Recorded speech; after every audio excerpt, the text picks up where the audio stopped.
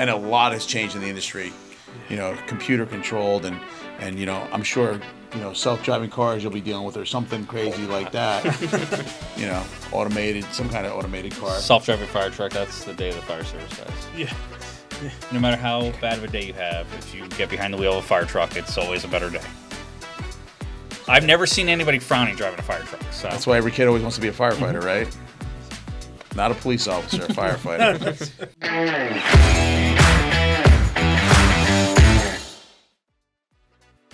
All right, welcome to 1075 Chatter. I'm here with Mike, Derek, and Nick. Nope, not our Nick, because they're here from Precision Mobile Electronics. Welcome, guys. Thanks for having us. Excited. Glad you guys are here. I know we've known you guys for a while. You're out of Connecticut. Tell us a little bit about your company first, and then we'll get into some other stuff with you. Yeah, so our parent company, Precision Brake Works, my dad started in 1983. I've been kicking around the shop since I could basically walk. In 2008, 2006, I got involved with the volunteer fire department, and I got a new truck, and I was looking for somebody to upfit it, and I kept getting kicked around. Nobody took me seriously. I said, how hard could this be? Let me do it myself. I rebuild engines and do all that kind of stuff. So I got involved with it, and I'm like, wow, this is really relaxing. I like doing the wiring, like doing all that kind of stuff. And everybody at the firehouse, hey, can you do my truck? Can you do it? Yep. And then it kind of just snowballed from there. And 2 years, I was a one-man show until 2 years ago.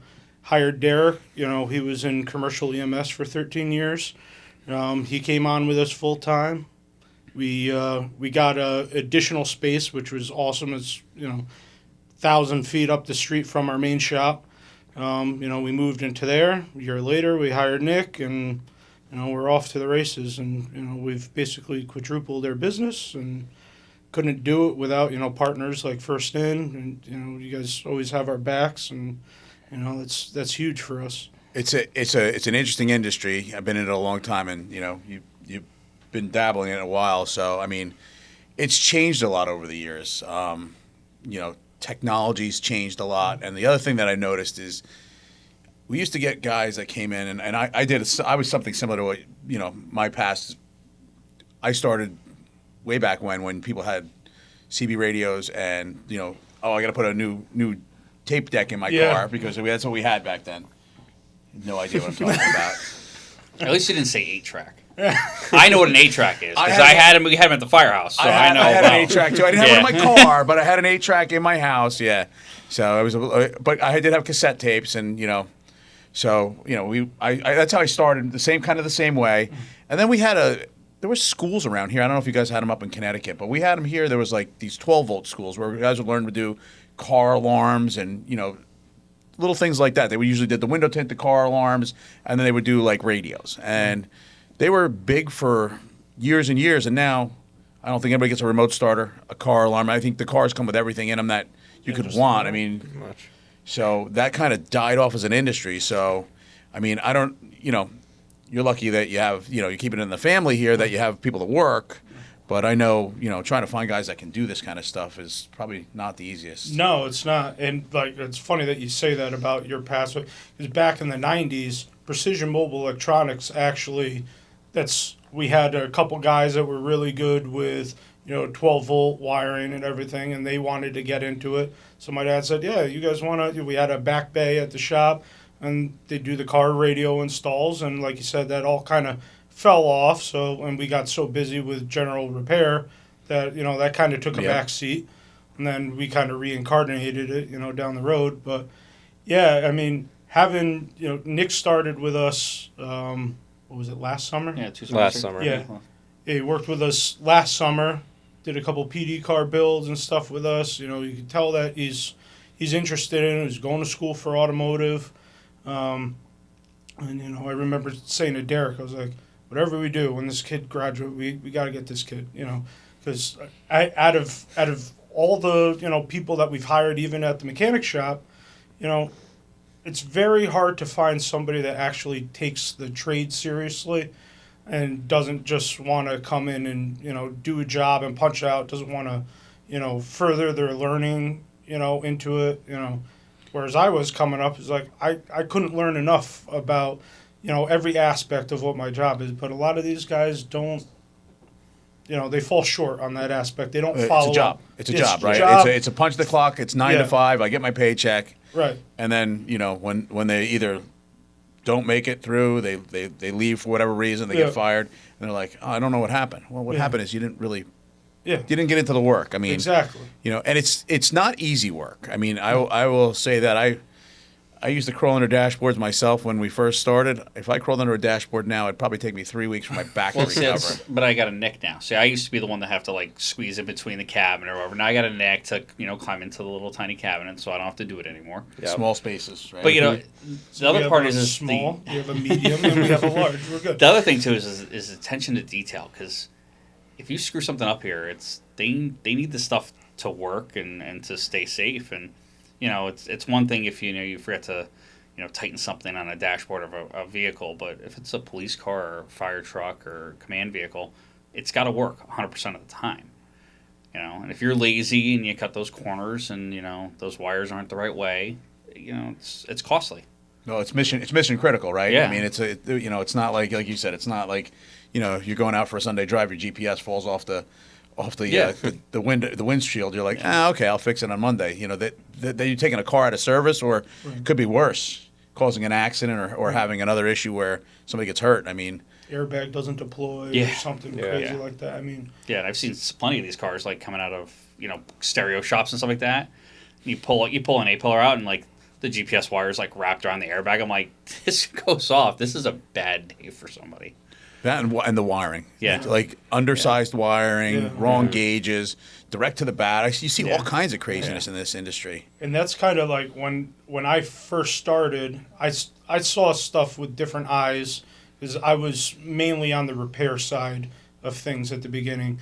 I was getting cars that somebody else had already built. They're coming in for a problem. Our whole fleet of cars, all our batteries are dead.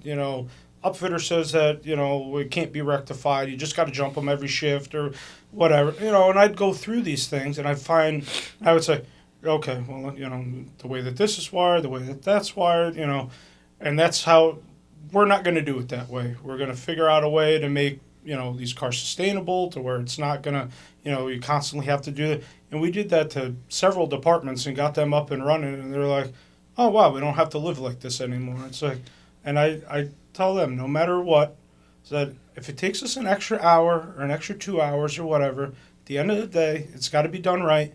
If we're going to put our sticker on it or whatever, it's got to be perfect, And that's, and I notice it even when I'm not around, like Derek and Nick, they'll both, okay, we got to, I don't like the way that bolt I'll sat. spend an extra hour with zip ties just to make it look pretty.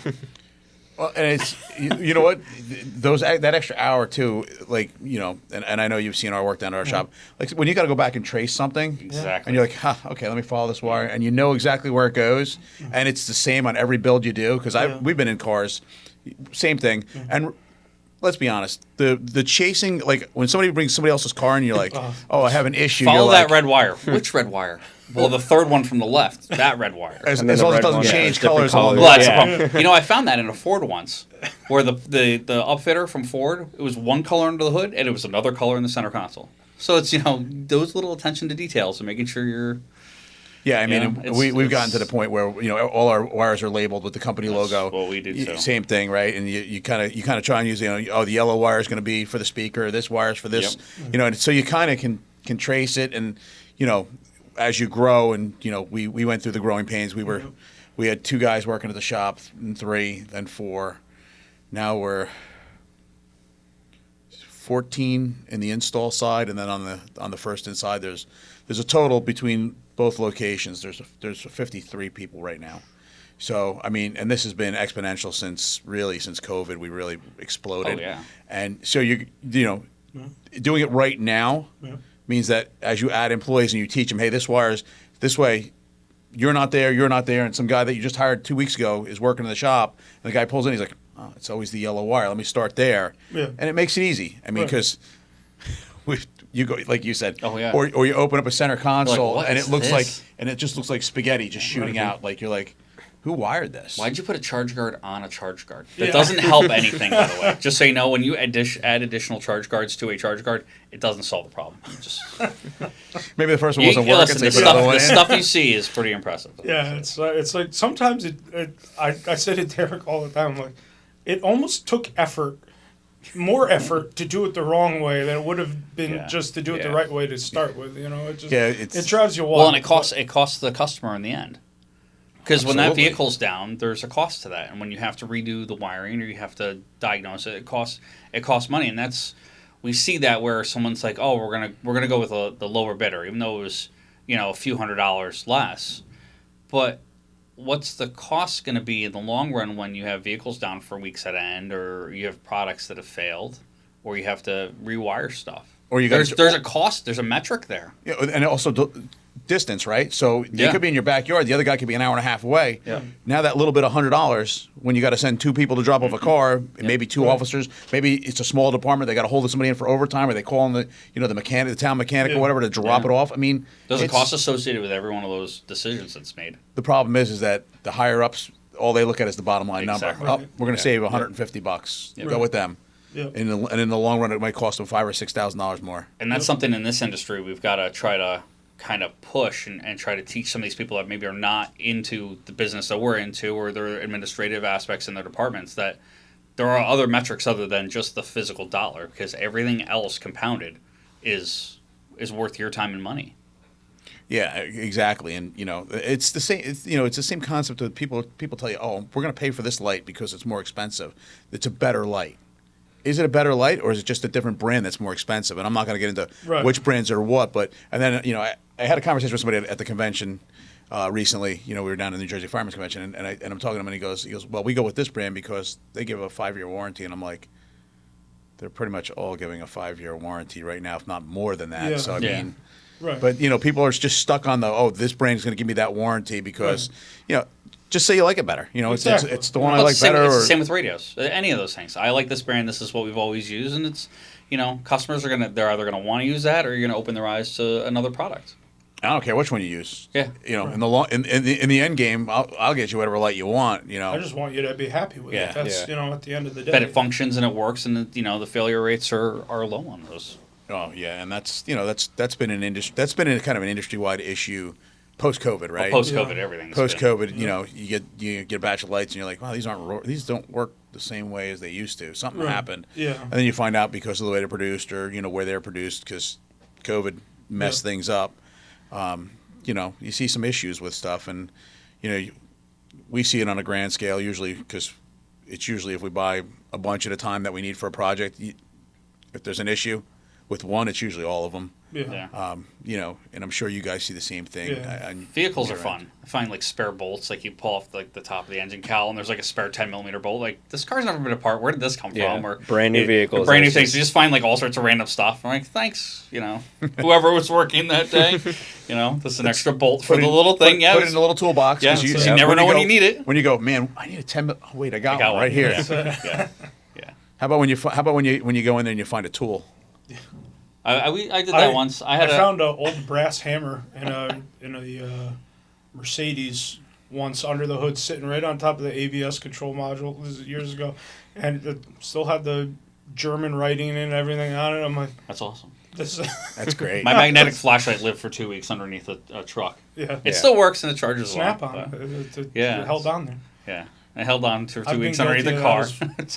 We've all done it. Yeah, we found a couple tools in the trunk of a car once that was not done by us. They brought it in for some work, and you lift it was an old Crown Vic, so you had to lift the little thin carpet pad that covers the tire. Yeah, and oh look, a Snap-on socket. Got a whole new socket wrench from Snap-on. Thank you. $40 a week, and it didn't cost you anything. Yep. So we did find a couple of weapons as well. Oh, that's not good. Yeah. You got to call the department. Hey, the guy's got to come back for a minute. They left something in the car. Yeah. And it was a car we were stripping out too, so it wasn't like but you see it all. Guys are they're dropping off. They're trying to get their crap out of the car, and everybody carries more than they do. I mean, go back 20 years. The guy get in the car. He had his little bag with him with his ticket book, his cup of coffee, and that's really probably everything he got in the car with. Now they got whole The whole bag, thing shields, put on the helmets. seat, yeah. You know, they got everything. You know, they got everything. Because God forbid something hops off, they got to be able to respond. And you know, with the schools and everything else that go on, you know, they're always prepared. So it's a whole different amount of stuff they carry. And of course, after the Crown Vic, everything got smaller, right? And now they start to carry more stuff. And what do you do? Where do you put it? Well, that's the fire service. It went from Crown Vics and Explorers, and you can't work out of those anymore as a command vehicle. It's 2,500, 3,500, 250, 350. That's where you have to go now. You can't work out of these because you're expected to carry air packs and ticks, and even a Tahoe's really not cutting it anymore. Yeah, Suburbans are tight. Yeah, Suburbans are tight. You build a Medicar, and the amount of stuff that you put in a Medicar, even the Tahoe, you're putting stuff in the back seat. Well, we've done a lot, and I know you guys probably have where you remove, if not the whole rear seat, the jump seat. Well, we just did one for New Milford Ambulance, and we put a first in cabinet, and there was a full second row seat delete, and there's a ton of space in that now, but you can't. You have one passenger. I mean, it's paramedics, so they really don't have passengers, but but you have to design them that way. We had an issue here where we were trying to help. It was paramedics as well, and they had Suburbans, and they just couldn't carry enough, so we did a seat delete. The problem we have is they ride two paramedics, and sometimes they ride with a trainee, and so we had to leave the little, and that jump seat when you put a box next to it. Well, it's tight. You're sitting like this. Especially if if you're not real small, you're not going to be comfortable for those shifts driving around in that thing. But it was the only way they could make it work was they had to leave just the jump seat. They couldn't even leave the double wide. It was the jump seat. So, but yeah, the seat deletes are popular, especially with the paramedics because they're carrying more and more equipment. So, and the equipment's not getting smaller. Yeah, I mean, and they basically have those cars stocked like might as well be an ambulance, less a stretcher. But I mean, it's an ER. It's insane. Yeah, it's an ER is what it is. I mean, they got I don't know. I know we're in Jersey, you guys are in Connecticut. That everybody's a little different, but they carry probably plenty of medicines on board, right? Either they're locked up, climate controlled. Have you guys dealt with all that stuff too? Yeah. There's departments that are doing whole blood. They carry whole blood with them for transfusions. Yeah. And that's a whole other ball game with temperature control. I mean, and it's constant. Every time we have a meeting with somebody, you have a meeting with that same customer again, maybe 6 months, a year later, and their needs in that period of time from the last vehicle that you built from to the current vehicle that they're speccing. Oh, it'd be nice to have this. Let's add this to this one. And, it's like sometimes you're like, how much are you going to carry in these things? I mean, it gets out of control. They get one bad day. But they need it. That's... Yeah, I mean, one bad day, and you never know, right? So even with the fire service, we got guys, water rescue. We carry water rescue stuff with us. Our chiefs carry it. We don't do water rescue that much, but we have ponds and lakes in town, so it's kind of like the day you don't have it is the day you're going to need it, right? Well, you just had that in Connecticut where everyone's like, there was no rain in the forecast, and all of a sudden, town of Oxford gets 15 inches of rain. The flash flooding was insane. Yep. Yeah. And everyone's like, we, had no warning of this, and nobody was prepared. Nobody, we only had 7 inches in our town, but, we're going to, driveways are completely collapsed and people trapped in their houses because they can't gain access. It's wound up being a fatal weather event. And, it was great. And that was the tail end of that storm that came up the coast, and it just hit. I remember hearing about it. It just hit you guys. And it was within miles. It was only a few mile wide stretch that got so inundated. But there's still roads closed, but people weren't. You think about it though. It's you buy all that swiftwater rescue stuff, and it's it's a 1 in 100 year event, or you never know when you're going to need it, but. It's got to go somewhere. You have to put it someplace. It can't sit in a closet somewhere. And you got to have it. Yeah. Right? Yeah. I mean, we have it. We have it on our apparatus. We have it in we have a water rescue dedicated truck. But the Chiefs still have at least a throw bag. That's what we're doing now. Throw bag in every truck, and at least have a vest. And you have to have a personal flotation device of some sort. So I mean, again, like you said, that's why we're going to 2500s and 3500s. Yeah, because you have to put places. Next, they'll have a trailer behind them. Yeah. Right. I mean, I don't even want to think about that. Yeah. But it's true. Where are you going to go next? I mean, Yeah. or you're going to go to a 5500 platform and you'll have Chiefs driving these mini rescue trucks around. Yeah. Because that's where we're getting to. And, I don't know. by me. Been a volunteer fireman for 33 years, and it's really not. We're not seeing an influx of guys coming through the door, breaking down the door, saying, "Hey, I want to volunteer my time." No. So I mean, No, the call numbers are going up and up and up. well, it's the call numbers, and then for us, I mean, it's the academy. The academy time is insane. It's like 2 nights a week plus 2 weekends a month. He just finished firefighter 1. He's gonna be doing Yeah. firefighter 2, and that was How many hours was your firefighter 1 class? Don't remember the exact hours. Probably about close to 6 months, 5-6 months. Okay, yeah. So that's about the 2 same nights as a here. week and Saturdays, and Yeah. Yeah, that's what we are, and we're at 7 months. 7 months by the time and they don't do every Saturday. I don't know if you guys did every Saturday, but No. they do about 7 months because we don't do every Saturday, and, Right. and it's insane. I mean, and guys are like, we have people show up and they're like, hey, I want to join and volunteer my time, and it's like, okay, great, and then you tell them that they got to, they're like, Yeah. how about I just give you a donation of $100 and and let somebody else do it. But yeah, then people aren't breaking down the door to join. So now you're doing more with less guys. So you got to outfit your that's why Chiefs are doing a little bit of everything, right? Because you don't know when that piece of equipment's going to actually be on the road. Right. Yeah. Right. It's a crapshoot. yeah, and the training stuff too is that's. I've been talking to Nick about that too. Like with the OSHA mandates and stuff like that, there's all this new stuff coming from NFPA about all these requirements and stuff. And we recently had OSHA come in and they're like, hey, how do you guys elect your officers? Is it by popular vote? Because you can't do that anymore. You should be doing it by education. So we had to revamp our whole. We were already working on it, but officers have to have additional training. So now you're telling these guys that if you want to be an officer down the road, you've got to take Fire 1 and Fire 2, and then you got to be an instructor, and then you have to take Fire Officer 1, you have to take Safety Officer, you have to get your Q, you have to take Fire Officer 2 if you want to be a chief. So there's time and money invested there, and Absolutely. retaining those people and providing them the appropriate equipment and stuff, so they can do their jobs easily when you demand so much of them all the time. Oh, absolutely, absolutely. And we in my fire company, it's the same way. It's popular vote, but we have always had, you have to have Fire 1, Fire 2, Fire 3, Fire Investigator.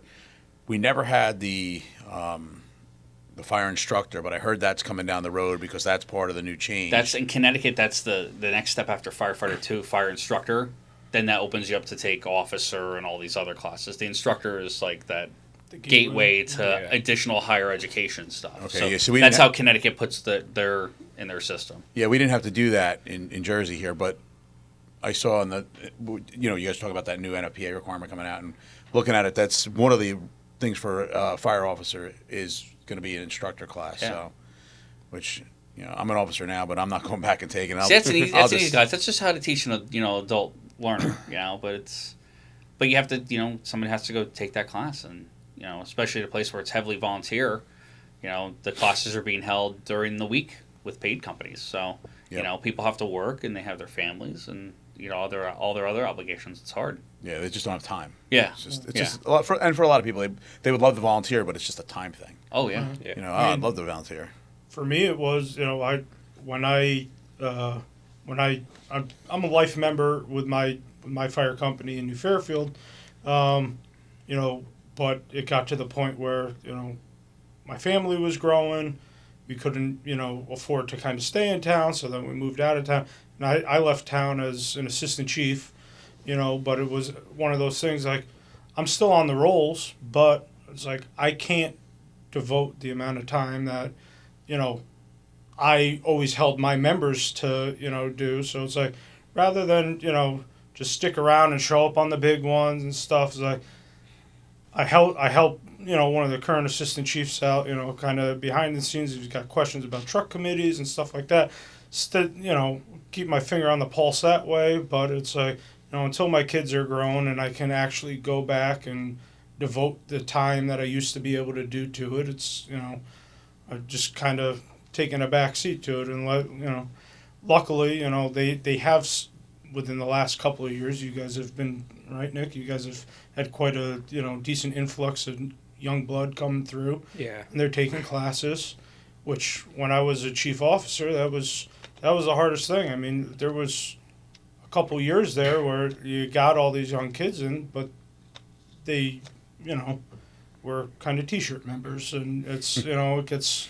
And it's the same everywhere. Yep. It's nice to see that they're starting to take the training seriously. And that was a big thing for me. That kept me up at night. You know, it was like, you got all these guys, but nobody is training for that bad day. Well, and you're right. And, you hear it all the time. The T-shirt members, the guy that wants to, hey, I belong to the fire department. Just come give us $100 and we'll give you 2 T-shirts. And don't waste everybody's time, right? I mean, Our T-shirts are $25 on the website. Yeah. There you go, a bargain, right? But I mean, it's crazy how it's changed, because I've been doing this. I've been volunteering for 33. I'm in year 34 now. I just started my 34th year. So I mean, it's like, it's day and night. When I first joined, it was like 75 members. You would see about 40 guys on the regular. Now it's like 35 guys, and it's about 7 of us on the regular. It's but like you said, people's lives. They got kids. They're working 2 jobs. They're running a business. Yeah. And you got to respect that, and you got to respect the guys that say, hey, listen, I can't dedicate the time, but I'll help out where I can, and when I can come back, I'll be back. Unfortunately, there's not enough. Right. And it never is. I mean, so I remember the days of a structure fire tone would go out. You'd pull up to the firehouse. Every piece of apparatus that had wheels on it was out. There was nothing in the firehouse. You show up now, unfortunately, you got lucky to get 2-3 pieces on the road out of each company. You can come an hour into an incident and get on a piece of equiment because it's still sitting there, right? Exactly. And it's like, and that's like the starkest reality of where we are today, and it's just. Unfortunately, like you're saying, with, between families and having multiple jobs and everything, just to keep up with stuff, how much time can you ask these people to devote between all the meetings and, and all the other stuff and training? They need to address the training issue. Yeah. Maybe break it down into smaller segments, Yeah. Start with an exterior firefighter, then interior, because that's where you lose. I think that's the biggest turnoff. That's where you lose. You lose your biggest amount. Like this year, we were doing an exterior weekend class for a bunch of members who were waiting to take that Fire 1 class. Because you're right. If they join right after the Fire 1 class, there's like 8 months before they're doing stuff. So we're like trying to get them involved early on. But hopefully this is just kind of like that ebb and flow thing where we're at in the industry. And it's in the fire service or even in the automotive industry where you're trying to find like we talked before, solid employees and people that are really into it. Maybe we're just kind of in this weird post-COVID phase where people aren't into it. Maybe this next group of people that are going to be coming out of school in the next few years are going to be really kind of into this stuff, or we get these people from the fire or EMS or police services that are interested in this to come to the industry. Yeah, I'm kind of hoping, you got, big voices out there like Mike Rowe and, everybody that's pushing, this, work with your hands and, what do you call it? The trades. The trades. Exactly. The trades are, and the trades are back big. into the trades. Yeah. So. And if you work the trades right, I mean, you can have a hell of a life. It's and a lot less debt. Exactly. Yeah. So I mean, it is a balance, and it's great, that we have doctors and lawyers and and mathematicians and all that stuff, but we also need plumbers, electricians, people that skilled labor that can build houses and all that. It's funny because when we go out and put out an application, like especially for the first inside, it's like, well, you have to be kind of basic with woodworking, and people are like, woodworking, like what do you do? Some people think that our cabinets aren't even. They think they're made out of metal. So when you tell them they're made out of wood, it's kind of like. I've gotten that a couple times. They have no idea. They thought they were metal. But they're wood with a. It's in essence a bed liner. It's not as rough, but it's in essence a bed liner on it. So I mean, we're happy with the product we put out. I hope as dealers and partners with you guys, we hope that you guys are happy with it. I mean, as far as if you want to talk a little bit about how it works when you guys reach out to us and stuff like that. We can go ahead. So I mean, usually the customer comes in, and a lot of the time they have a rough idea of what they're looking for, and we try to educate them as best we can because they're just like with the lighting brands. Everybody comes through and they got these. I want this brand, that brand. Well, why do you want that? Oh, well, that's because what we've always had. oh, come over here, look at this other car that we're building, check out oh man, that's a nice console. Look, shake it. Oh wow, it doesn't rattle. It doesn't catch crumb. It doesn't have all these nooks and crannies in it. When it's 0 degrees out, it's not ice cold. It's not a brick of ice in between the seats. It's got the crumb. It doesn't have the crumb catchers, right? Yeah. That drives me nuts. It doesn't rust. It's powder coat doesn't chip. The same color all the way through. Yeah. It's easy to bolt accessories to. It's all these things, and they're like, wow, that's a really great solution. Can you probably said, and the best part is, pricing on it is basically on par with what you're used to, and it's fully custom.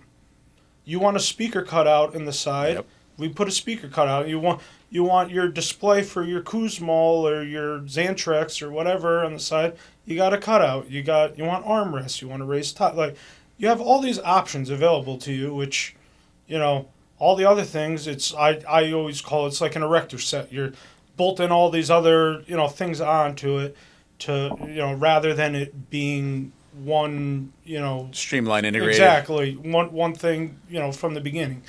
And so usually that sells itself. And then the, as far as, cabinetry, trying to figure out, okay, well, what do you got to carry this week? And then we sit down, and usually the way it works is I try to be heavily involved as far as kind of be mediary between the customer and, say, Marianne. Just because it unless it's a super convoluted thing that the customer's trying to achieve, then I try to hook them up direct. But I feel like the amount of back and forth, I try to cut down that. I know you guys are busy, so we try to, we appreciate that. Yeah, we try to make it as easy as possible because I know what it's like. And, I have the customer in front of me, I have their gear in front of me, and we try to get a plan together, kind of somewhat worked out. And then we send it over, and then, between Ryan and Marianne, we'll see if it's possible to fit within the confines. Make it fit, yeah. I literally told Marianne, these are the dimensions of all the stuff we have. Just figure it out. And she sent something back, so. Yeah. I mean, shout out to Marianne for being a trooper. She's awesome to work with. Ryan's all right, but Ryan will drive you nuts. Yes. No, Ryan's awesome. But when you want that customization, you want that, there's some unique feature. Or, we noticed with one set of armrests, the armrest was just a hair low.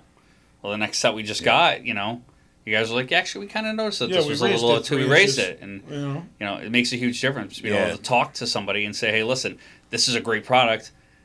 This is a thing we noticed, because if you don't get feedback from the customers, how are you going to improve the product or make a product better? And for us, a lot of times, based on the feedback from you guys that you get from the customers, we're making changes on the fly. Mm-hmm. Right. Whereas a manufacturer, they got to shut down. They have to retool. They have to re-engineer. Yeah. We're making. I mean, listen. Matt and Samantha they're in the back side of it. They're doing all the programming, all that stuff. They're the ones that have to deal with it. Right. So it gets dealt with, but it's a little different than a company who's basically making the same widget every time, and now they have to stop, shut down, retool, or you know what? Thanks for that helpful information. We'll get around to it. Right. And it's 2 years before they make the change, if they even do make the change. Whereas we're dealing with people. We're in the industry, right? So being volunteers, I'm retired from my law enforcement job. I know what it's like to sit in a car. I know what it's like to have a console. It's just not. The armrest just isn't right. Doesn't feel right. Doesn't feel right. It's uncomfortable, right? And that's a lot of times that's your office, your home for. And you shouldn't have to worry about what's there. You should be able to just reach down, or whatever system you have installed in your vehicle, it should be doing it for you. The automation should be doing all the stuff. You have so much other stuff to worry about when you're in law enforcement or fire. You're driving to the call. You're listening to what's going on. You got your CAD beeping. Everything in the middle should be, just put your hand over. It should be right there. It should work every time. It should be comfortable, and you shouldn't have to think about it. Exactly, and it comes down to the same thing when we set up the vehicles, right? So we've been in vehicles, and we're like, "You got this from the same place?" They're like, "Yeah." I'm like, why is the siren controls here on 3 of them, and then on 4 and 5 they moved it down here? Oh, I don't know, because probably a different guy installed it. Well, that's great, except for the guy who's been driving that car for 8 years knows it's up here. Right. Now he gets in another car because that car's out of service for the day, and he's reaching up, and now he looks down. He's got to look down because, you go by muscle memory, right? That's Yep. what they say, especially high stress. And it's not there. Now you're like, oh, hang on, wait. And then you take your eyes off the road for a second. God knows what happens. So, I know, you hear all these horror stories about the way people install stuff. So, I mean, I'm glad you guys are happy with our product. I mean, we try and really, again, I know, some people don't like to bother Mary Ann, and some places they're like busy, like, hey, Mary Ann, we're going to pass the customer off to you. Just let us know. And so it works either way, and we're happy to do it either way. It just depends on the level that you guys want to be involved with the customer. Sometimes, like you said, it's easier because you know the customer, you've been dealing with them for a while. You know how much junk, equipment, Right. And then you're always talking to them. It's like, do you really need all this in there? And it's always, oh yeah, and then I also need to get this, and this in there on top of it. I mean, and I've had it before. A lot of the times the customers, oh yeah, it's got a ARE cap, and they give the wrong model number, and then you get it, and the slide out isn't notched right for the box because the thing that they gave was the wrong. The model number of the cap was so incorrect. like that's why it's like to make sure everything's lined up. That way nobody has any grief along the way, and it's it works out really good that way. And it's also good to I consider our shop more of a, we do highly custom. We don't try to do cookie cutter, cars. Some guys say, oh, well, you can't make money doing it that way. But that's why a majority of our customers come to us, is because they want something a little bit different. They want it set up their way, or they've been somewhere else where they were told it couldn't be done. And we take the time to make it happen the way that they want it. I mean, it's their car. It's their vehicle that they're building. It's their budget, whatever they want to do with it. And they got to live in it. Exactly. And live with it. Exactly. And be happy with it. I can't tell you how many times, we get cars in from other shops that we have to rework. And, you ask yourself, okay, well, why is it here? Why didn't it go back to where, whoever did it? And they just, we can't change it. That's the way we do it every time, and that's just the way it is. And it's like, okay, well, I'll spend 3 hours of our time and make it the way you want it. You're the customer. Yeah, because they went back to that guy twice, and the guy said, no, I can only do it this way because it doesn't work that way. Right. So they go for another opinion, right? Right. It's like going to a doctor for a second opinion. They're like, well, why not? We could easily do it. And that's when you get a customer for life, right? Because now all of a sudden they're like, we're not going back. Yeah. And like we said before, I know they got to fight with their powers to be and say, hey, listen, I don't care if it's $100 more. This is the way we like it set up. Right. We're getting it our way, not Exactly. So, I mean, it's awesome on the flip side of that, having I can call up Ryan or I can call up Mary Ann and say, hey, this is the project we're working on. This is what they're looking for. Can we make it happen? And usually, and we've done enough cabinets with you guys. They like a hodgepodge of that design and this one from this. And Ryan literally put them on the screen. Starts melting them together. Yeah, and it's like within 20 minutes, he had a solution for the guy. You've seen what it looks like. It looks like air traffic control. All the screens he's got. Yeah, going on. it's crazy. He's got. Have you seen it? No, not yet. Oh, well, you will. Yeah. It does look like an air traffic controller he's got station. screens all over the He's got a screen up here, a screen here, a screen here. There's screens everywhere. I mean, it's having somebody that you can say, even on a pre-build meeting, before you're even talking numbers or whatever, customer thinks, hey, do you think this is possible that we can do it? I know that you guys are capable of getting it done for us, and there hasn't been as long as it fits. Yeah, I mean that's a big thing, and but being able to have that relationship that I can say, without fail, as long as it's within the confines of the car, we can make it happen, and that's a huge resource to have in our pocket. You know what I mean? Yeah, and Ryan's a good resource for the 12-volt stuff, too, because sometimes we've dealt with some really quirky stuff. We've done some really weird builds, and I know you guys are starting to really expand out on those, too, a little bit, where you're getting these, more intense builds, especially not so much police, but fire command, and they're putting drones in now, drone cabinets. Multi-purpose vehicles. Yep. We're building we got a Chevy 6500 that we're building. It's a swap loader, hook and go truck that's got a brush fire skid. It's they're eventually going to get like a mass casualty box for it. It's multi-purpose. They're trying to they can do water rescue. They can set up different skids and just put them on. Yeah. Well, I tell you, it takes some ingenuity when you're trying to figure out how to get the lights to flash on the skid and stuff. And when you're trying to get stuff, it's got to be quick, right? Right. they want the system to work off the truck, on the truck. So with sound off signal, we were able to use their 3-wire stuff and basically have 2 separate systems, but you plug one plug in, the whole thing's back together in sync. Everything It works flashes, no matter what. Yep. and it's pretty cool. They can leave the brush fire skid in the cul-de-sac. With the slice flashing. All the lights on it, the scene lighting and everything works on it, and they can drive away with the truck and go get something else. Yeah, got to go pick up something else. They go pick up hose or whatever. They throw a flatbed on it, and Or like you said, they're mass off to the casualty, races. because now they got to evacuate people. Yeah. Whatever they Yeah. need, Oh, yeah. they can go back and get it. And this is for a volunteer department that has, what they're 75% career, basically 25%. I'd say like 80%. Yeah. Fire. So Career. they're trying to keep themselves alive and relevant and being able to be useful in their city, and they're finding innovative ways to do it, which is it's commendable that they're want to stay viable. Yeah, it's not easy, right? No. It's not cheap either. No. It's I mean- it's because like you said, it's one thing to just have skids and you plop them off and you see the guys that have with the work trucks. That's easy because you don't have all the lights. You don't have Right. to keep them lit when they're Right. they're parked or dropped. Right. So it's definitely a challenge. I mean, And we welcome that because it gets that's the best part of this job, I think, is being every day being able to let's push our skill set a little further today, and whether it's playing on the CNC machine or welding or whatever, it's Yeah. just keeps it new. yeah, It's not like that's the downside, in my opinion. On the flip side of my life, the automotive business is that's a lot of the same. That's why I really got interested in this side. Is every day's really different. it's a little different every day. You can do something different. Yeah, you don't get bored. You don't get as bored easily, right? Yeah, Because you're always being challenged with something. Yeah. So He's much happier when he's over at our shop. So, yeah, and like talking about Ryan's really good about helping out with 12 volt. Something that we've seen through the industry, and we were talking to Ryan about it too, is the phone a friend option and upfitters kind of working in conjunction with each other. I have when I have a troubleshooting thing, I can troubleshoot the national sales manager or training manager for Sound Off. I can shoot him a message, or I can shoot one of the reps from Team 1 a message, or I have a couple guys that do it on their spare side when I have like a question.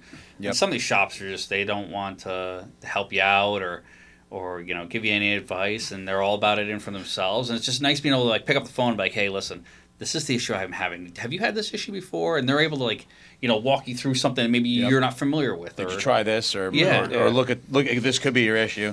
Yeah, I remember when we first came into the industry years ago, it was there was nobody to call. Yeah. You couldn't call anybody because nobody would help you out.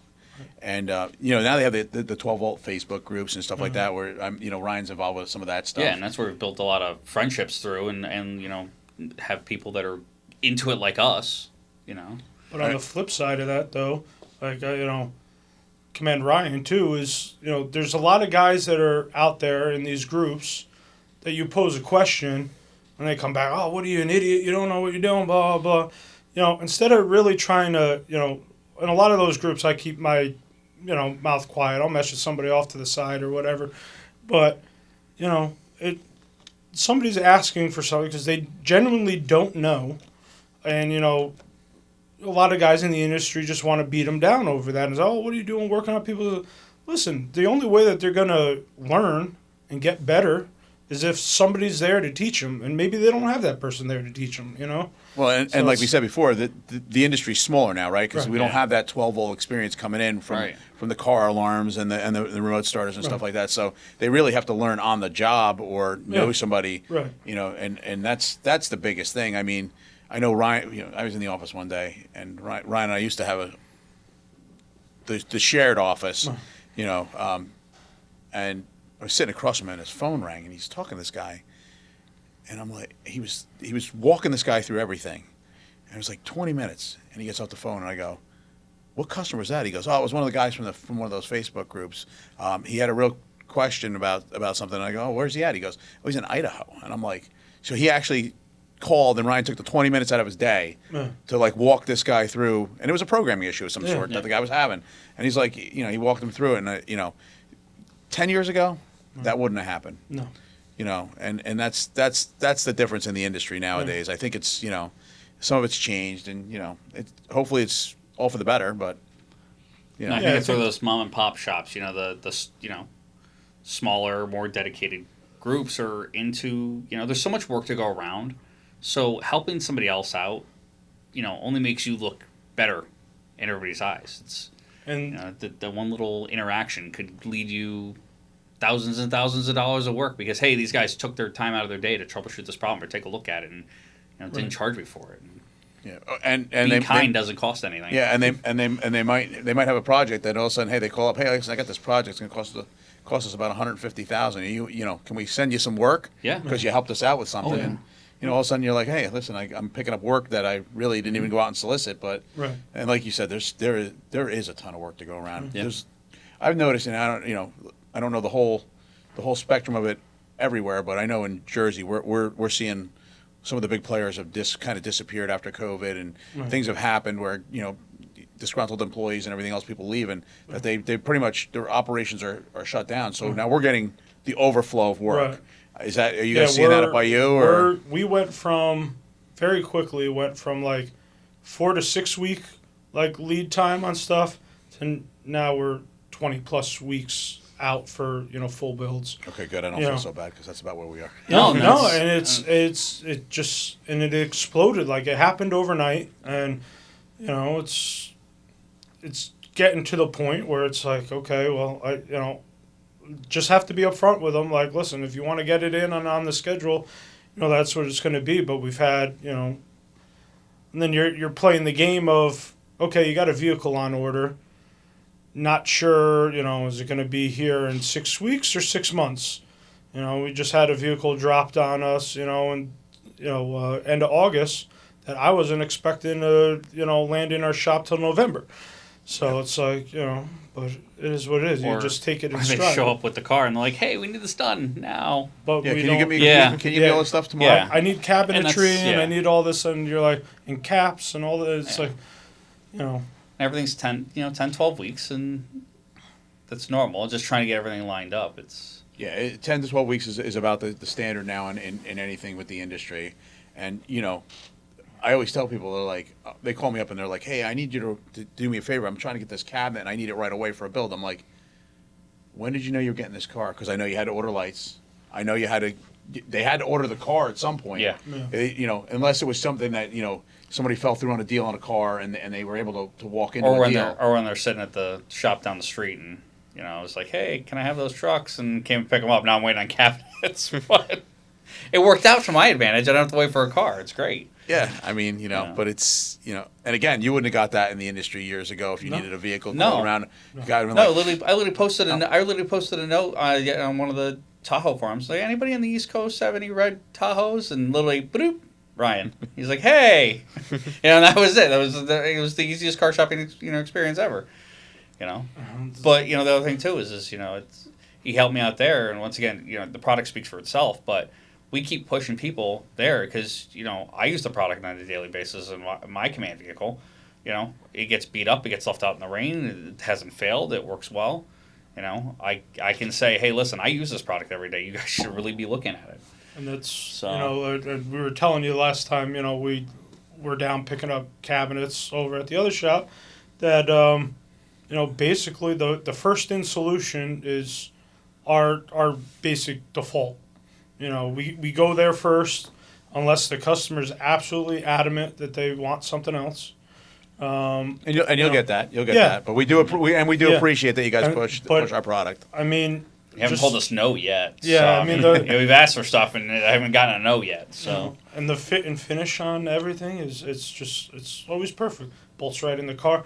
I mean, some other manufacturers too. That's the other thing, that, you know, the time that is involved to assemble some of these consoles versus I can take yours. I don't even have to unbox it. I take it out of the bed of my truck, slide it right in the car, 4 bolts or 4 nuts, and it's installed in the vehicle, and then I just mounting the accessories into the faceplate. I mean, you're off to the races. You're right then and there. You saved at least an hour. You know, between making sure everything's lined up and everything's actually, you know, bolted together true, and, you know. so that the And then you faceplates all and then you fit gotta on put the nice. face. Yeah. How many Or times when you there's sit extra parts, then you're like, why do I have extra parts? those were given to you so you have them for the next build. Yeah, Apparently. So that's what you do. Extra parts, Yeah, just free money. yeah. It's But yeah, the faceplates used to drive us nuts way back when too. Before we started building our own stuff, it was always like. And then you get one crooked, and then they're all crooked, and at the very end, the last one doesn't figure. Like, You got to go back and start all over again. Yeah, it's Always. always a challenge, right? So, but I love when they come in after they've been, especially police ones, and you look down and you're like, you could probably eat 3 days worth of food in all those little what crumb happened patches. to this thing? Yeah, who hurt you? Yeah. Well, yeah. What? I mean, question for you is what got you guys into that side of the market?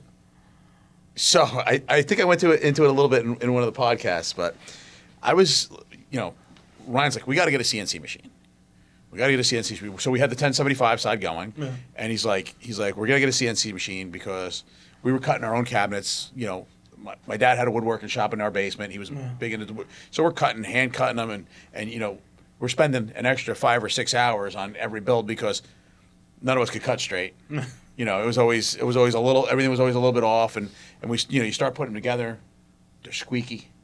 Like, oh, this isn't what we want. So Ryan's like, oh, we can do it with a CNC. So Ryan gets this, we get a CNC, he starts learning how to program it, he starts playing around with it. So we start making cabinets for us. So one day I'm at work, I think I'm driving home, and my phone rings, it's Ryan. I go, what's up? He goes, first in. And I go, first out. Okay. He's like, no, that's what we're gonna do. And I'm like, and it was him and Matt, and they were pitching it. And I'm like, I don't know, guys. Like, Ryan's whole thing was, hey, listen, we're making it for ourselves. We know the product works. We know it's a good product. We have a CNC machine sitting here that we're using a couple hours a week. Now we have 2 CNC machines that run about 12 to 13 hours a day nonstop. It's insane.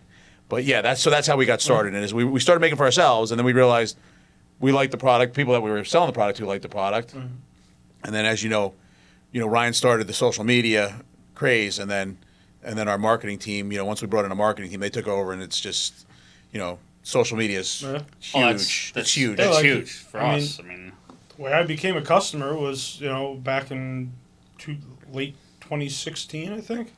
I posted up. I was, looking for deals on, trying to get the best pricing on consoles and cabinetry, and trying to figure out who to network through to, because if you're a small shop, you gotta go through, master distributor and all this. Well, everybody's attacking their percentage on, right? Or it was people that were direct competition, and they were siphoning off my leads and stuff. So I was trying. We went through the same growing pains as you did. I'm trying to I was trying to get outside of my area, and then Ryan messaged me. It was like, hey, have you heard about our first in stuff? I said no. It was said send me some samples or whatever. So he said. And the first thing that we did was a 2017 F250, and he did slide out command cabinet of it, and it actually wound up being in your catalog. It was the red F250 with a cabinet out the back, and it was the Wood Series console, the original, the first generation, the OG. Yeah, and that truck still to this day looks perfect. Still frontline Chiefs response vehicle. Looks as fresh as the day it got built. That's great. And it's, can't ask for anything better. And it was like the cool that we're sitting in a meeting, and how cool would it be if the truck's big, they call it Big Red. And he goes, how cool would it be if the cabinet was red? And I was like, well, he's sent me the color samples. They offer red. It was blue that looked purple. Yeah. Right? It was black, gray and tan, and red. Yeah. And then... we used to have the chips that were like that big. Yeah. I still have them at the shop. And he goes, I was like, they want to do a red cabinet. And Marianne was like floored. She's like, you got to do it. You got to do it. So... Cost us extra money to do that. We had to switch over. Let me tell you though, but clean all the paint guns out and all that stuff. But it sold a lot of cabinets. So it was sharp. Let me tell you, it sold a lot of cabinets. So the thing that made me like, all right, like I'm a customer for life with these guys was, we were scheduled to come down and pick it up, and I was telling Ryan, we're gonna be leaving in a little bit, and he goes, well, they're respraying it. They don't like the way that the red turned out. They're gonna spray it again. The fact that they said, no, we're not happy with it. We're gonna take it all, blow it all apart, and respray it to make sure it was perfect. I was like, all right. Yeah, I remember that conversation. Ryan's like, we got to respray it. I'm like, just respray it. It's, you can't let it go out looking. Yeah. It was, the black was very easy for us because we got used to working with it. But other colors do make it, are a little more challenging. Yeah, how many times you have to spray it red until it's red, not pink, or Well, it's the right color red. Yeah, that's the thing. It's like, some parts of it came out the color that he was looking, and then there was some spots that were like splotching. He's like, no, can't do it. So I was like, all right, black these cabinet's guys, the way to go, anyways. These guys are legit, and that's that, because that's how I do business. If they treat me like I'd treat one of my customers, that's it. Yeah, and that you came in, you were in early. I mean, that was near the beginning. We weren't around that long at that point. We were still getting our feet a little wet in the industry, but I enjoy when people have hearing the stories, because it's like, did we do the right thing? You always wonder, is it going to be the right thing? Are we doing the right thing, or are we not? And it's always a challenge. You're always like, with every business, right? And then it's like, well, do I want to take a chance on these guys? Like, are they going to be around forever? Like, when you come to us, you're like, do I take a chance on these guys? What happens if the cabinet's crap? Right. It's a leap of faith, right? Exactly. You gotta take that leap of faith. Yeah, especially when you guys, weren't doing it that long. So it's like, okay, they don't have cabinets that have been out 5 years that I can go take a look at and see how they're holding up. No, but at that time, there was only so many people that were doing cabinets anyways. Yeah. Nothing accustomed to that extent. Yeah, nothing. You were still getting the carpeted. I mean, Connecticut, they were, up until a couple of years ago, they were still using the carpeting. And I'm like... Let's not get on the carpeting subject. I said to somebody, I go... What happens when it rains in Connecticut, right? Those things get all moldy. Well, I said, what happens if the guy from EMS is wearing a rubber glove and he walks up with blood on his hand, he puts it here, he goes, oh, we just spray it down with bleach. I go, you got to rip that thing out and start all over again. It's carpet. It's going to soak in there. Yeah. Like, that's the worst thing. Oh. And then, I can hose a cabinet off now. Yeah. You can wash it out, spray it with a bleach solution, wipe it down, and you're good to go. Nothing, Yeah, that was our goal, was like, hey, listen, how do we make this, I always call it firefighter proof, because if they can make it happen, they will. That's why we use the slides that we use on all our drawers, because people are like, well, you don't need that kind of weight on a drawer. I go, except for at 2:00 in the morning when there's three guys like this leaning on a cabinet, and one guy puts both hands on there, and now you watch the cabinet, the drawer just fall out of the cabinet, and it's happened. Or when you got to get one of the back bolts and Derek has to take a ride in on the drawer. That was... We did that on New Milford's, but they had the aluminum drawers, but it's like, hey, man, these things are rated for, 600 pounds. Yeah. Yeah, and people are like, oh, 600 pounds, you're never going to have 600 pounds in it. No, you're not, but four guys leaning on it and the weight of everything in there, it doesn't take much extra, especially if you have a 250 pound slide out. Yeah. That's why we go to 600. We firefighter proof it. Yeah.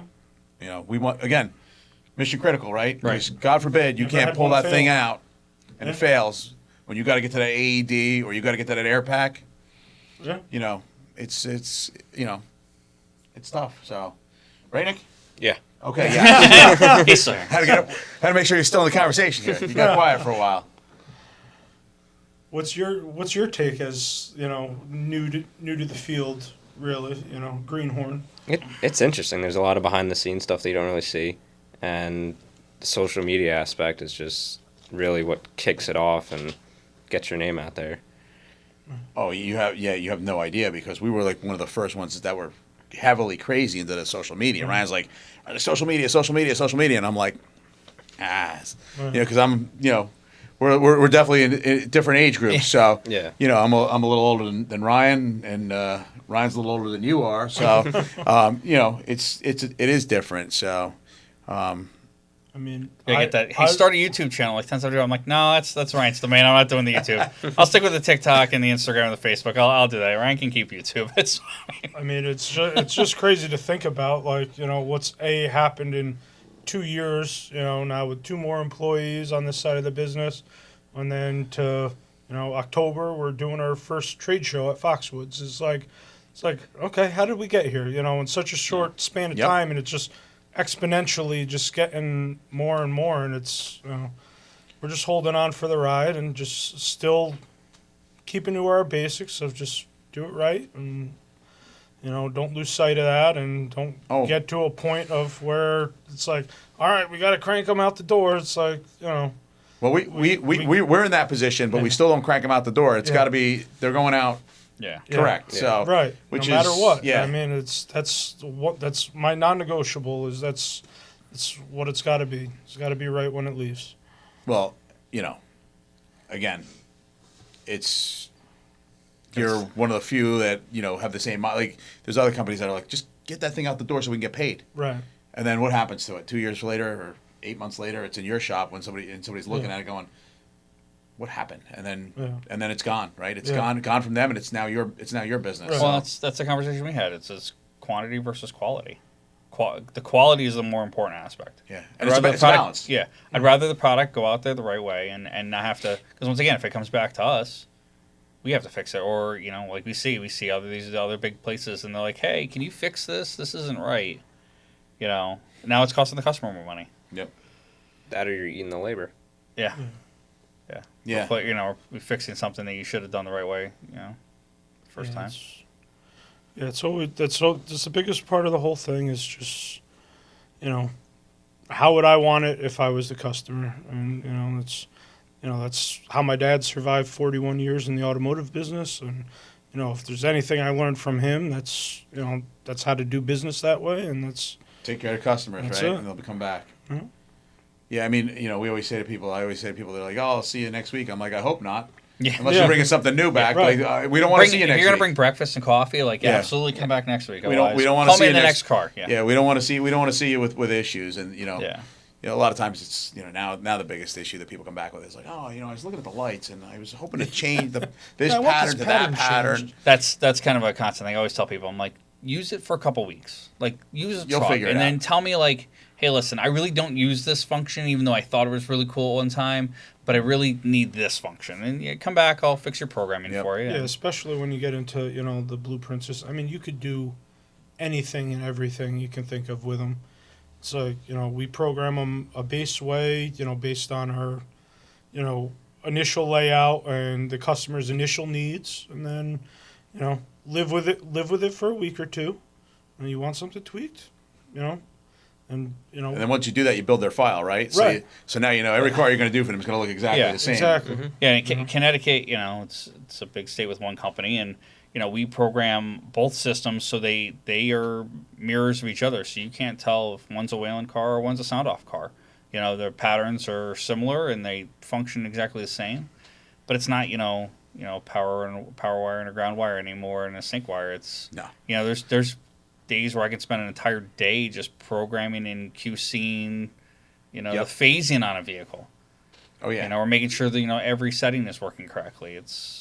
Well, That's a huge part of what we do Because now everybody's now. using running lights, so they're running with Yeah. lights on. They're running with Opening the door, closing the door, and putting it in drive, putting it in park, Yeah. siren cutoffs, right? All Yeah. that stuff is now. Got to make sure all your overrides and everything are functioning the way that they should, and that you don't have a inadvertent thing turn on when something else happens. Yep.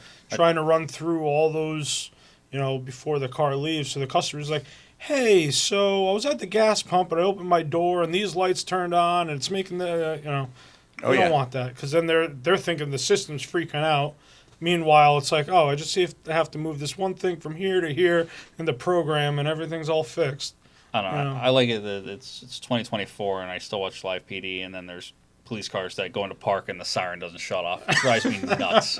So It's that- the simplest thing to do. that was the hardest thing for us when I worked was you bail out of the car and you're chasing somebody and all you hear is the siren, because back then, Yeah. it was as basic as Yeah. you get. I mean, you wanted to change a color pattern, all you had to do was get a 12 volt and keep flicking through Yep. and change the And pattern of yeah, the lights. yeah. And then you would hope that they would They'd all stay. sync together Yeah. at some point, because there was no real syncing them. It was just a pattern change wire, and that was really it. I mean, you didn't have many choices. I mean, that was I started a while ago, and I retired almost over 5.5 years ago. So you know, and a lot has changed in the industry. You know, computer controlled and you know, I'm sure, you know, self-driving cars you'll be dealing with or something crazy like that. You know, some kind of automated car. Self-driving fire truck, that's the day the fire service dies. Yeah. No matter how bad of a day you have, if you get behind the wheel of a fire truck, it's always a better day. That's why I've never seen anybody frowning driving a fire truck. So that's why every kid always wants to be a firefighter, right? Not a police officer, a firefighter, because it's all fun, right? But so what else you got? Anything else, Nick? Anything else for us? Nothing I have. Very quiet today. The young guy, he'll get there. I just hope, I hope this, these companies keep working with each other and, try to build this business up to where it should be. Because I think there's been some lackluster companies out there that have been, putting out subpar products, and departments kind of just go, well, this is what we know. Yep. We've been using them. Well, you're not happy with them. There's other companies out there that are putting out a stellar product. Take a look and just take a look. You don't have to necessarily go with them or go with that, that builder or whatever. But open your eyes to it. There's stuff out there that Yeah, the industry's changing. And hopefully it just keeps changing for the better, like you said. Yeah. And it's safety and quality, and but you want to make sure the products are right. And it's nothing drives me nuts more than seeing a car on the side of the road, and I'm like, what's going on there? It's doing like 6 different things at once. I'm like, the taxpayers are paying for that stuff. It's when your tax dollars are going into that, you're like, you want it right.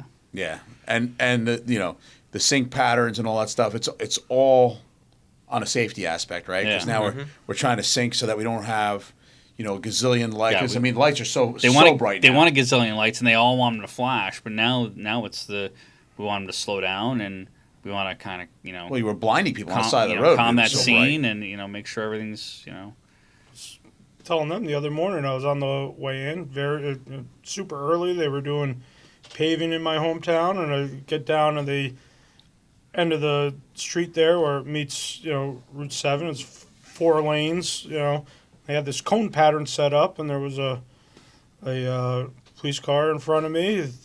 Lights are going ape shit, and it's like.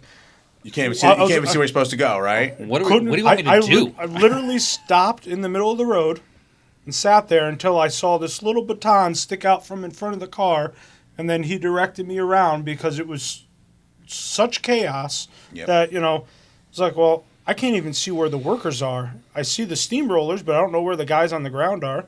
And it's like, if that car just had a park kill programmed into a park pattern, I'd be able to see everything. I couldn't even see his traffic pattern that he had set. He had a million cones out. It's crazy. Couldn't tell you what they wanted me to do, But that's like case in point, and I think I still have it on my dash cam. But it's like that's like prime example of what we're trying to accomplish with moving the industry forward with this type of stuff. And that's even on the bigger scale of stuff too. Like we purchased a new E1 fire truck. It's got a system in it. I got a PL custom ambulance. It's got a system in it. So it syncs with all the rest of our existing stuff, and it took a little convincing to get some of them to, well, this is the way we do it. Well, this is what I want, and you guys should also be striving to do this as larger companies. And now all the companies are having this issue. People are like, we want to see a blueprint system, or we want to see a core system in our fire apparatus. Trying to get these big companies on board with it too, because this is where the whole thing is. You see every day trucks are getting hit on the highways, and people aren't paying attention to you. And we just had one down here in Bergen County. We had a few in Connecticut. Yeah, we just had one last week. It happened.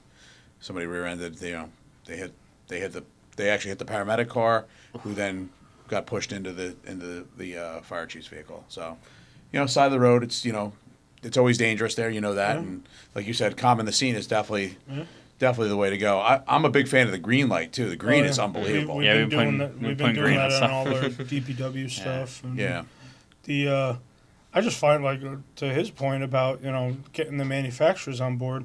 I mean, just what the last truck that I was on a committee for was a tanker, Pierce, and what I had to do to get them to at least even get the light heads synced up at that point in 2021 was extremely difficult. Crazy, right? And then now we're talking just a couple years later. Now they're putting full systems in trucks. So I'm happy that it's taken that leap. It's progressing. But for years it was like, no, you don't get a sync option. And if they do it after the fact, and it's just a wire run around the truck that looks like you paid some kid down at Home Depot to do it. And it's like, and you're paying big money for these trucks too. It's not like they're cheap. No, a fire truck's not cheap nowadays. So, but I mean, they always had their proprietary systems that they always used to use. So they always had their multiplex system that they would use, and they didn't want to integrate it with anybody else's system. Right. So that was your always your fight, right? But the funny thing is if you look at their multiplex system, it's the same as a node or an expansion module. It's literally the same thing. It's just got a different name to it, which is funny. Yeah, but it's like pulling teeth. But now it's like there's such a push for it. Now they're like, oh, maybe this is a good idea. Let's get on board with it. Which is good. It's like, we've been saying this for years.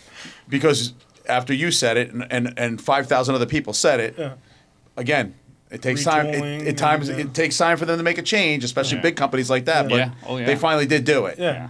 But they have to. Everybody has to look at the industry as a whole, and like you were saying earlier, Derek. It's like it's the. You have those guys that are there that are just, they're going to run wires. They're going to pay a guy $10 an hour to run wires, whatever way they can, get out the cheapest way, pull the little switch, turn it on. It's going to be one toggle switch. It's going to turn on all your lights, turn it all off, and they don't care. And there's other people that are going to say, hey, listen, you're going to want, you're going to want different phases so that if, you're behind somebody, you don't want to light them up, in front of you, certain, all kinds of different scenarios that you go through. And unfortunately, the industry really just, everybody in the industry needs to come together and say, listen, this is the standard, and there's really no industry standards because we're kind of in an industry that doesn't have even like the tow groups and stuff like that. They have these big industry, where they kind of come out with some guidelines. Yeah. Well, we have different guidelines in every state, right? Yeah. Every state has. I mean, you guys run what color on fire trucks? Red.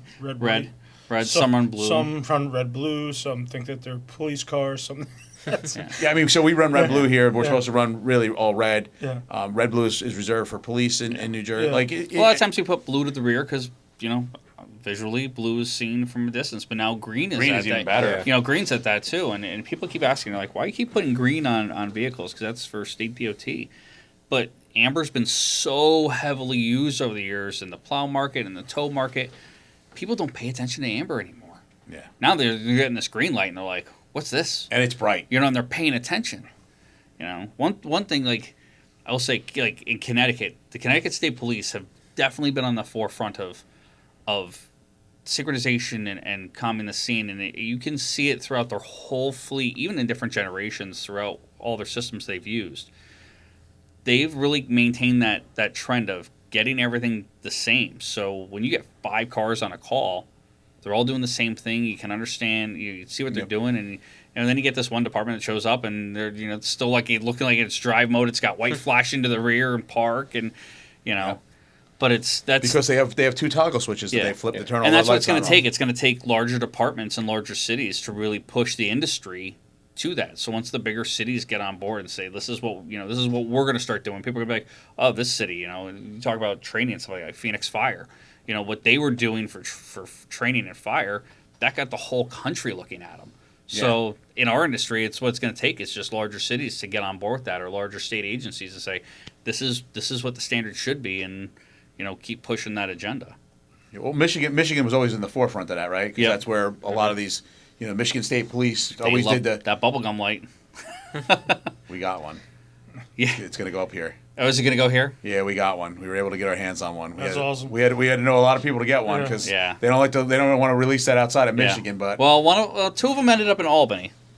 So because everybody's pushing the retro look, right? And everybody wants that retro. But it's a nostalgic look, but they brought it into the 21st century, and it's bright, and it's a Michigan State Police car, but it does all the stuff that we're pushing for as an industry. It does all the overrides and the park kill and all that stuff. It's not just a bubblegum light anymore. But that thing used to rotate real slow too. Yeah. Yeah, Was in that- wintertime it was even worse. Yeah, it was like it was worse than a searchlight, right? I have a Whalen 884 halogen that I was gonna try to mount on our forklift that we have. You know, one of those 4 halogen things. It goes just fast enough that it's obnoxious, but Oh yeah, Yeah. I remember the old dash. I had a dash laser when I first started. It was louder in the car. Like you had to turn the music up because what you hear is. I like the strobe power supplies. There was a Medicar, and one day we opened up the back of the ambulance, and you could hear the power supplies like Clicking. the light bar like clicking. I'm like, can you turn your car off? Like I can't hear myself think. Yeah, click, click, click, click, click. Because it was. I mean, strobes. How much power did they use? Oh yeah, it was They like used a ton of power to fire those yeah. heads. You know, if it was a 4-channel 50-watt, or there was. I think I remember at the shop one day I was up there and Ryan was drilling into something and he drilled into one of those wires that was live. I'll let you up. Oh yeah, Yeah. He had an exciting day. It was that a little day. warm.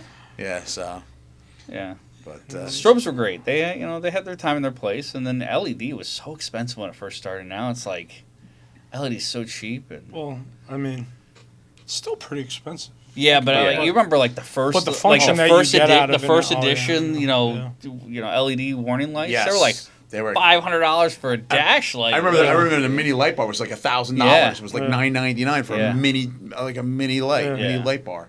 It was crazy. It's amazing to see what it is, but Yeah, well, It's- certain parts of the industry prices come down, and certain Yeah. parts of the industry prices well, go and up. that It's- post-COVID thing, everything's every year it's 7 to 16% increases across the board, and people come in and they're looking for stuff, and it's, hey, I got this budget, I got a truck, and I got this budget, and I want all this stuff. It's like, oh, you should have came to talk to me before because you need some more money. This is just gonna cover your lights. This isn't even gonna cover all the other extra stuff you want. Yeah, by the time you You add know, a I slide, want a cap, a you slide, a cabinet, a console. Mm-hmm. I want Well, when you tell somebody a weather station. There's another $20,000 on top of it. drone deployment, Yeah. light towers, Drones are $20,000-$30,000 alone for the Yep. drone. You have to have a robust budget to Oh yeah, you know.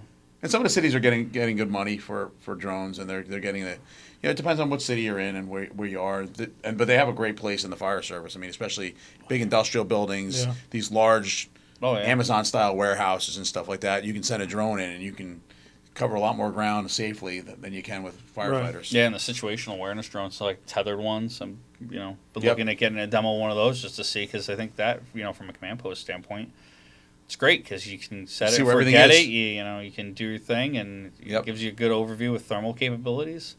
Who would have thought 10 years ago we were talking about drones and all this stuff. It's And if you were talking about a pull-out command board in the back of a vehicle, it didn't have a TV screen. no. Yeah. Now we're No. doing multiple Yeah, TV multiples. screens. Yeah. Yeah. Oh yeah. We got one that's for the computer for the accountability. There's another one for the drone, and there's Yeah. and then Another one for callbacks, so you try to get more staff to Yep. come back. Yeah. It's like it's wild. But it's a mobile office, really. But it's the services changed. You used to Yeah. just go to a fire call and go, and then you were done. And now it's, you're doing different functions. You're doing fire rescue. You're doing public service. Your service. You're doing public safety. And now you're having to run your department out of one of those. and that's And then you look at it from our standpoint as the upfitter. Now you got to be an IT guy. You got to figure out how all these systems integrate with one another. or you Get got to 'em- hire somebody else Yeah. that can handle that for Yeah, you, right? You got exactly. you got to fill that role. Yeah. And they're not easy roles to find No. people to fill No. No.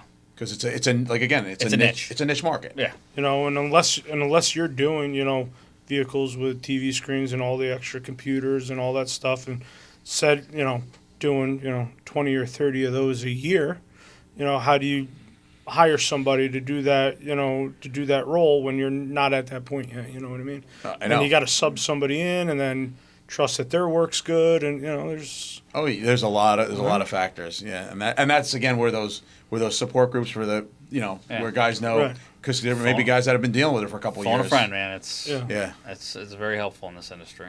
Absolutely. So, but it's all changing and it's ever changing, and I think we'll sit down again and a year and a half from now and have a discussion. It'll be like, hey, did you see that? It's going to change again. right. But the couple constants right now are what the price of everything's going up. The price of vehicles is going up. Yeah. I mean, And the jobs are coming in.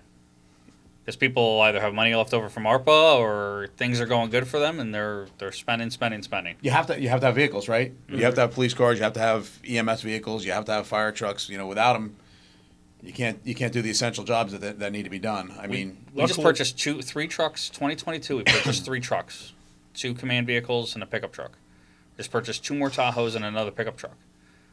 A fire apparatus is $1.2 million for an engine now. It's insane. You know, I'd rather the guys go out in the storms in a pickup truck. You know, a couple guys, and if they bang up, you know, a $60,000 pickup truck, you know, with another $40,000 in upfitting on it. But you know, I'd rather them beat that up than a $1.2 million truck that's going to take 5 years to repair. You know, to get a new one, replace it. So you know, it's plus it's wear and tear, right? Yeah. I mean, how many times do you run out to the BS call where you could probably send one engine and a ladder, and then you could just follow manpower up with a pickup truck. And the other thing too is when you got younger guys on a department, you can start them off. You can start them off, and at least you can get manpower there. So somebody can get a pickup truck there, and maybe it's got at least a couple things on it that you might need. That's another huge topic. Is just the young guys in the fire service and are like, you can't drive a fire apparatus until you're 21. But now a lot of these departments where they have these younger guys, college kids that are 18, 19, they can't drive the fire apparatus. They're buying mini pumpers. You know, F550, you're getting the truck out. You got water, you got a pump, but you're guaranteeing you're getting a truck on the air with all the equipment you need on it, and it's gonna suffice for the time being. At least get you started. Yeah. Oh yeah. Yeah. I mean, I know. Our insurance was always like that too. You know, you got to be 21. Got to be 21. They can drive the ambulances. They can drive the pickup trucks. They can drive the brush truck. And guess what? We need all those on the calls anyways. Just get them there. But yeah, the mini pumper is making like its resurgence. Like it was like a hot little item for a while. Now they're calling it a quick attack. Yeah, it's a quick attack, right? But it's just change the name. Saw the spin. But it's put a different spin on it. And people are getting them within 6 to 9 months. You're not waiting years to get a full on custom pumper. And you're not paying millions. Paying that money. You're paying $500,000 for one of those instead of 1.2. I mean, we're buying an ambulance. It's like all in $600,000. I never thought I'd be spending it. Ambulance used to be $175. Yeah, I know. Like $600,000 is like but that's all the the stretcher and all the power load stuff and radios. But it's mind-boggling to see like how much that is. People are like, a police car costs how much now? Like, yeah. Well, how about when somebody comes to you for a command vehicle and they say, I need a vehicle fully outfitted. What's it going to cost? And you say, around $100,000. They go, what? Yeah. But that's 90 to 100,000 is not a no, not when you're looking at 50 to 60 for a pickup.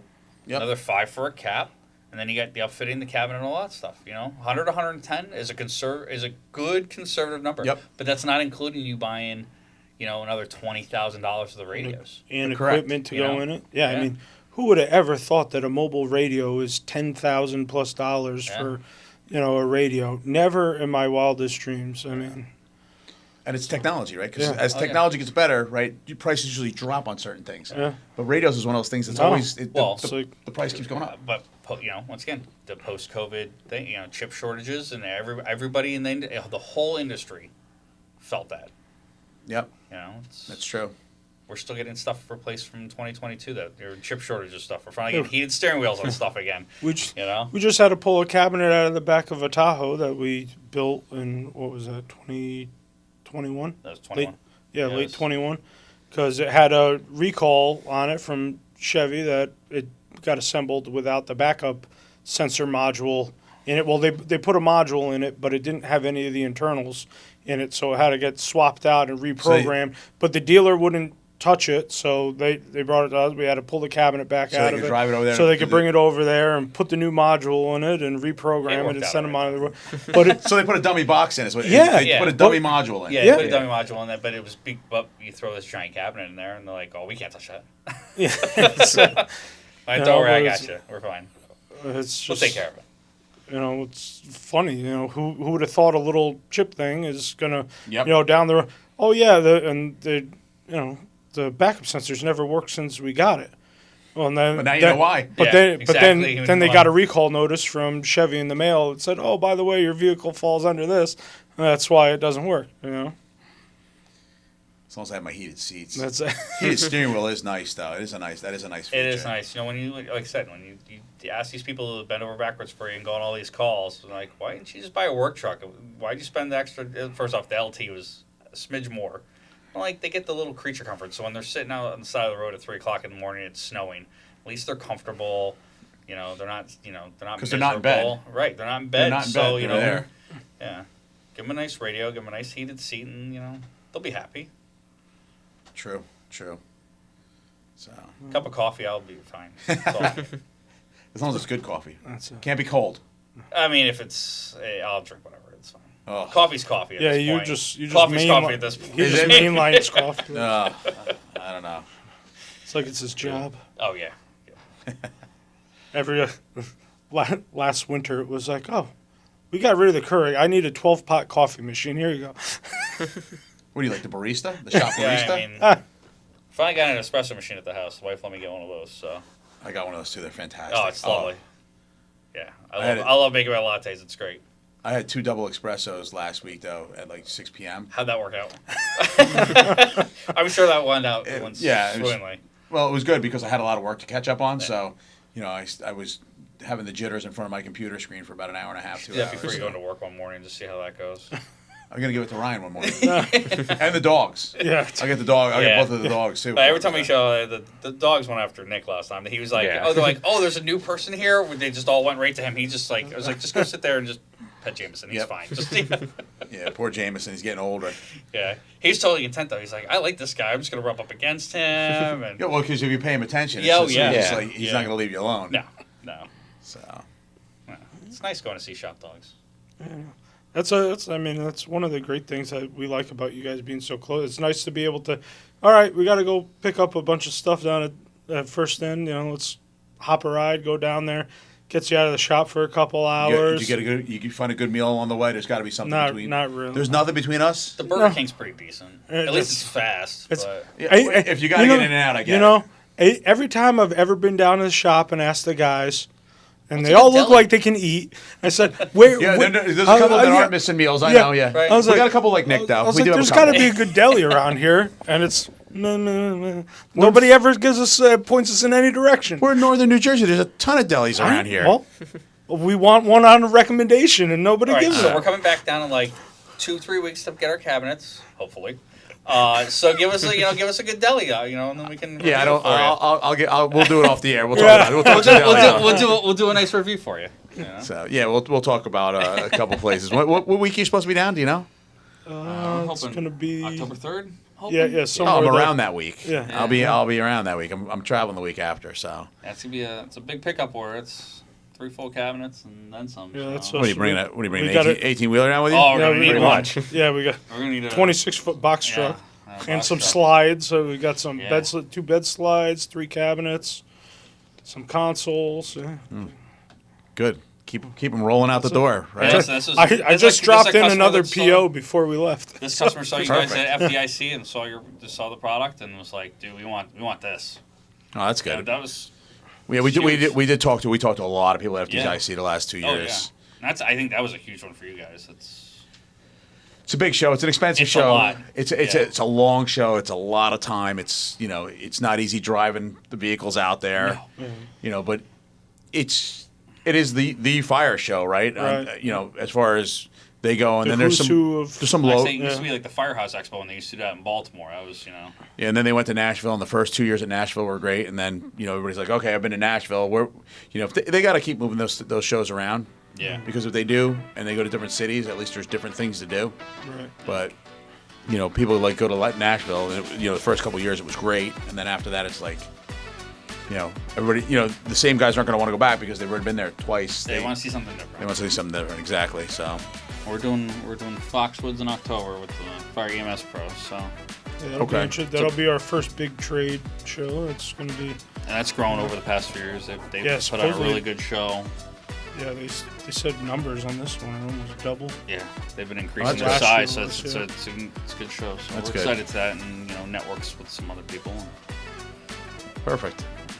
Well, I appreciate you guys coming down. Thank you for coming down today. So, if you need anything, you're up in Connecticut. Mike, Derek, Nick, not our Nick, Precision Mobile Electronics. Thanks, guys. Appreciate you. Thanks for having us. Thanks for having us.